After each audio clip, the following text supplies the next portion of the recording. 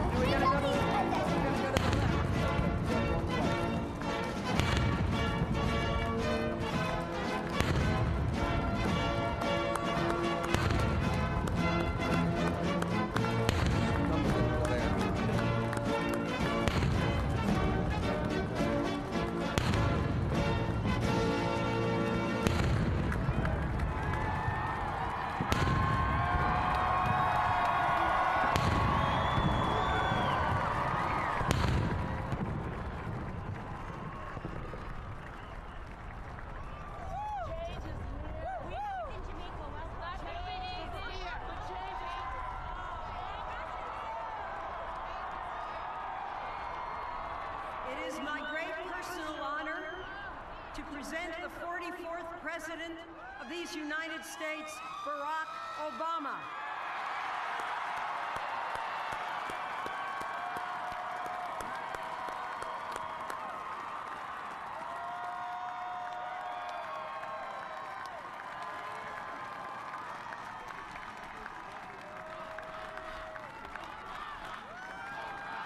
Thank you. Thank you.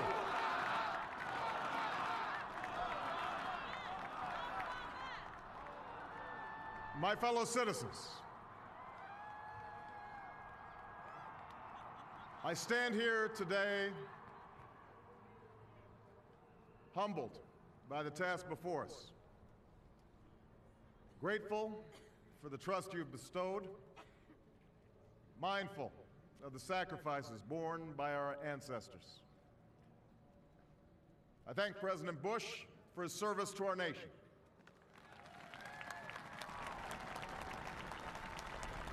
As well as the generosity and cooperation he has shown throughout this transition. 44 Americans have now taken the presidential oath. The words have been spoken during rising tides of prosperity and the still waters of peace.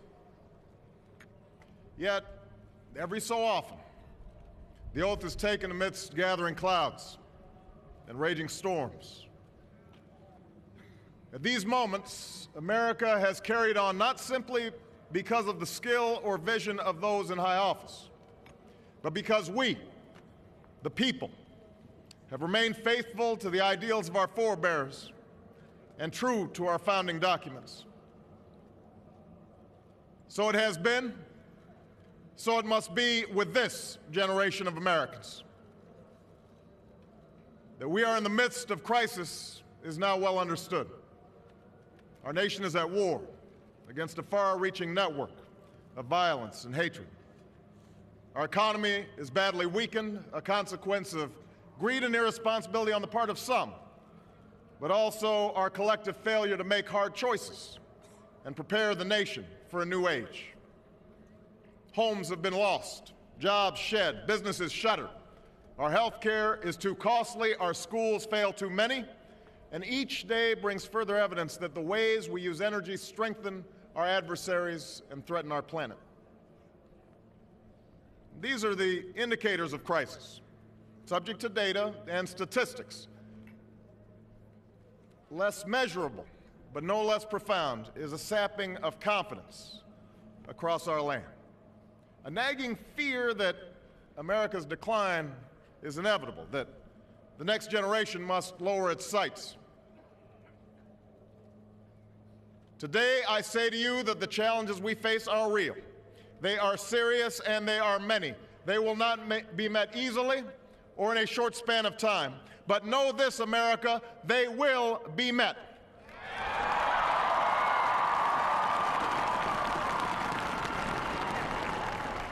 On this day, we gather because we have chosen hope over fear, unity of purpose over conflict and discord. On this day, we come to proclaim an end to the petty grievances and false promises, the recriminations and worn-out dogmas that for far too long have strangled our politics. We remain a young nation, but in the words of Scripture, the time has come to set aside childish things. The time has come to reaffirm our enduring spirit, to choose our better history, to carry forward that precious gift, that noble idea passed on from generation to generation, the God-given promise that all are equal, all are free, and all deserve a chance to pursue their full measure of happiness.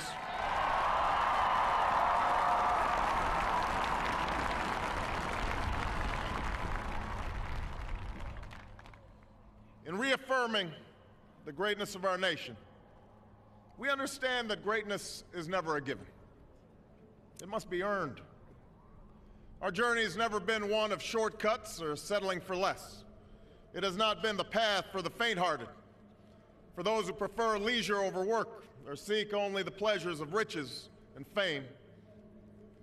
Rather, it has been the risk-takers, the doers, the makers of things, some celebrated, but more often men and women obscure in their labor, who have carried us up the long, rugged path towards prosperity and freedom. For us, they packed up their few worldly possessions and traveled across oceans in search of a new life. For us, they toiled in sweatshops and settled the West, endured the lash of the whip, and plowed the hard earth. For us, they fought and died in places like Concord and Gettysburg, Normandy and Quezon. Time and again, these men and women struggled and sacrificed and worked till their hands were raw so that we might live a better life. They saw America as bigger than the sum of our individual ambitions, greater than all the differences of birth or wealth or faction. This is the journey we continue today. We remain the most prosperous, powerful nation on earth. Our workers are no less productive than when this crisis began. Our minds are no less inventive, our goods and services no less needed than they were last week or last month or last year. Our capacity remains undiminished, but our time of standing pat, of protecting narrow interests and putting off unpleasant decisions, that time has surely passed. Starting today, we must pick ourselves up, dust ourselves off, and begin again the work of remaking America.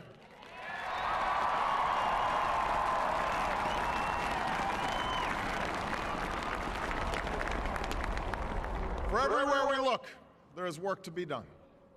The state of our economy calls for action, bold and swift, and we will act, not only to create new jobs, but to lay a new foundation for growth. We will build the roads and bridges, the electric grids and digital lines that feed our commerce and bind us together. We will restore science to its rightful place and wield technology's wonders to raise healthcare's quality and lower its cost. We will harness the sun and the winds and the soil to fuel our cars and run our factories, and we will transform our schools and colleges and universities to meet the demands of a new age. All this we can do. All this we will do. Now, there are some who question the scale of our ambitions, who suggest that our system cannot tolerate too many big plans. Their memories are short, for they have forgotten what this country has already done, what free men and women can achieve when imagination is joined to common purpose and necessity to courage.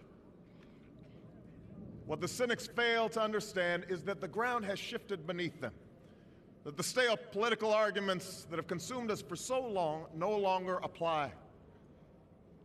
The question we ask today is not whether our government is too big or too small, but whether it works, whether it helps families find jobs at a decent wage, care they can afford, a retirement that is dignified. Where the answer is yes, we intend to move forward. Where the answer is no, programs will end. And those of us who manage the public's dollars will be held to account to spend wisely, reform bad habits, and do our business in the light of day, because only then can we restore the vital trust between a people and their government.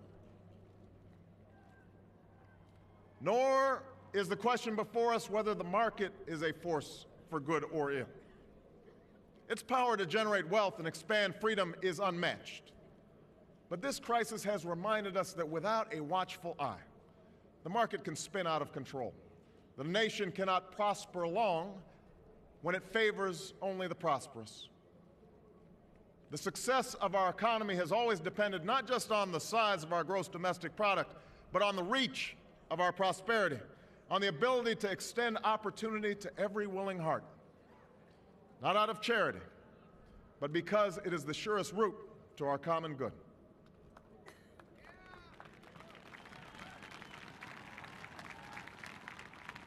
As for our common defense, we reject as false the choice between our safety and our ideals. Our founding fathers, faced with perils that we can scarcely imagine, drafted a charter to assure the rule of law and the rights of man, a charter expanded by the blood of generations. Those ideals still light the world, and we will not give them up for expedience' sake. And so, to all the other peoples and governments who are watching today, from the grandest capitals to the small village where my father was born, know that America is a friend of each nation and every man, woman, and child who seeks a future of peace and dignity, and we are ready to lead once more.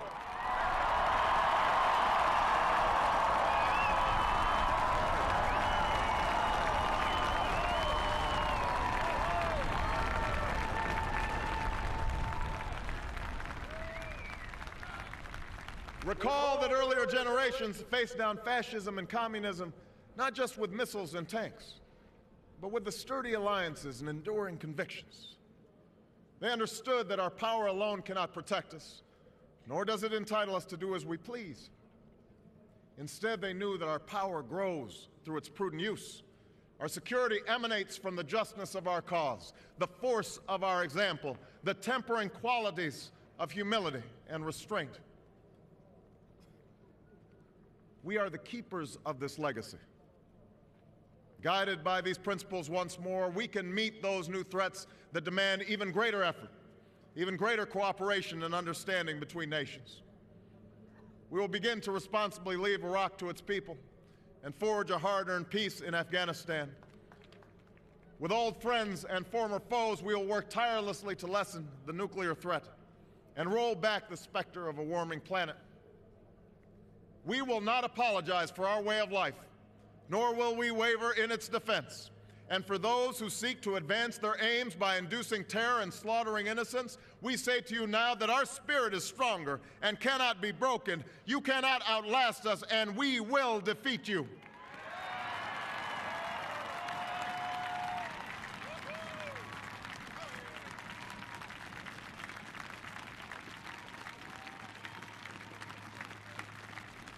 For we know that our patchwork heritage is a strength, not a weakness.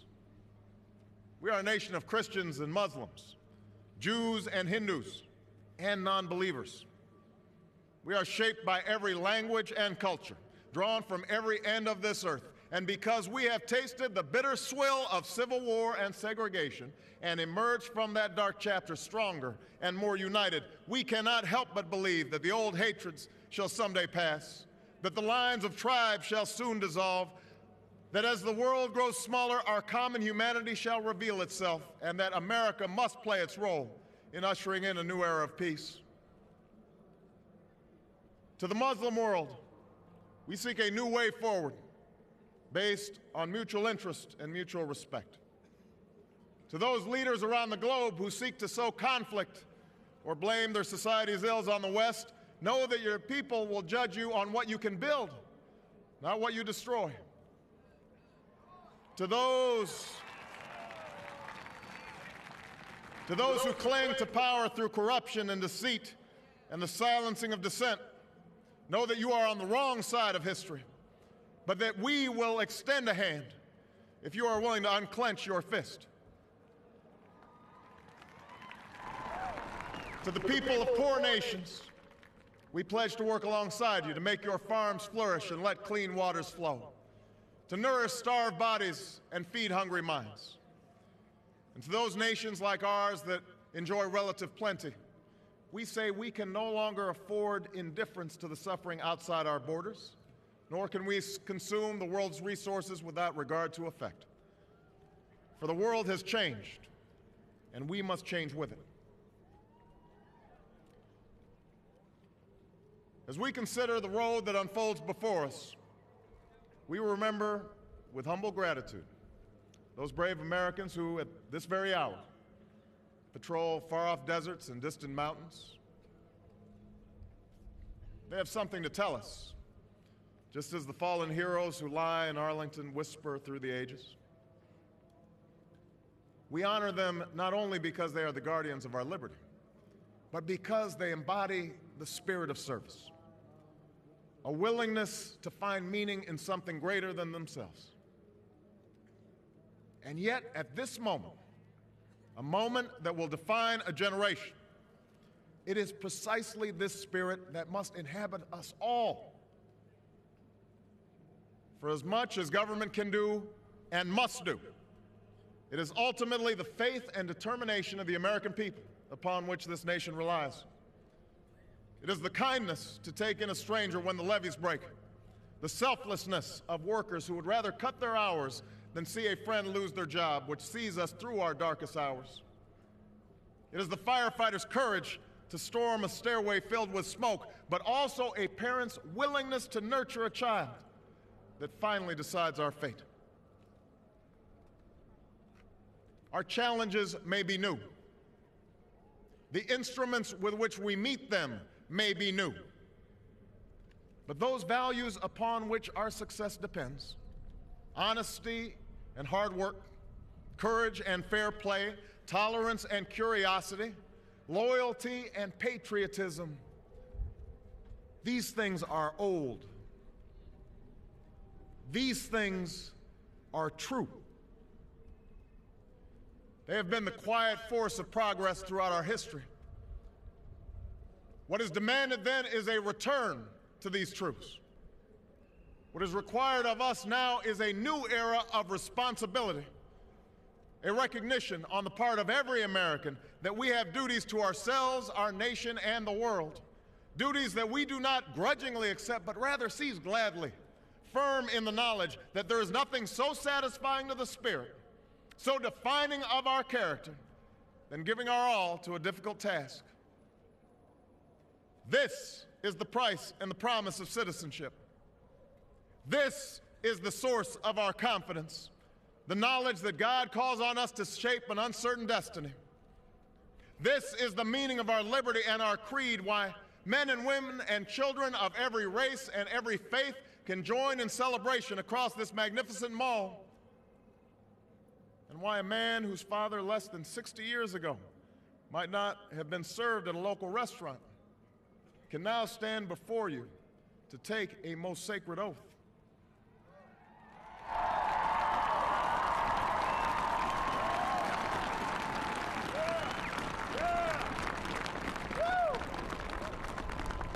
So let us mark this day with remembrance of who we are and how far we have traveled. In the year of America's birth, in the coldest of months, a small band of patriots huddled by dying campfires on the shores of an icy river. The capital was abandoned. The enemy was advancing. The snow was stained with blood. At a moment when the outcome of our revolution was most in doubt, the father of our nation ordered these words be read to the people. Let it be told to the future world that in the depth of winter, when nothing but hope and virtue could survive, that the city and the country, alarmed at one common danger, came forth to meet it. America, in the face of our common dangers, in this winter of our hardship, let us remember these timeless words. With hope and virtue, let us brave once more the icy currents and endure what storms may come. Let it be said by our children's children that when we were tested, we refused to let this journey end, that we did not turn back nor did we falter, and with eyes fixed on the horizon and God's grace upon us, we carried forth that great gift of freedom and delivered it safely to future generations. Thank you. God bless you. And God bless the United States of America.